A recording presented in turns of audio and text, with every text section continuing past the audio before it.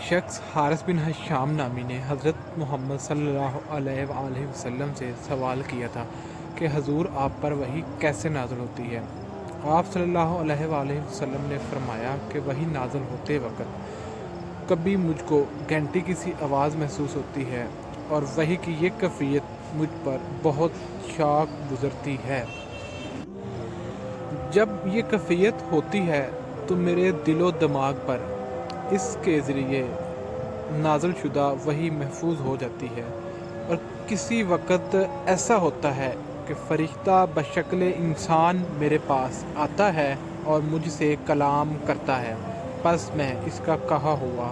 یاد رکھ لیتا ہوں۔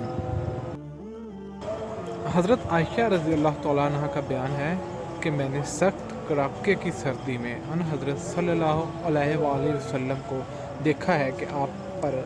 وحی نازل ہوئی، اور جب اس کا سلسلہ موقوف ہوا تو آپ صلی اللہ علیہ وآلہ وسلم کی پیشانی مبارک پسینے سے شرابور تھی۔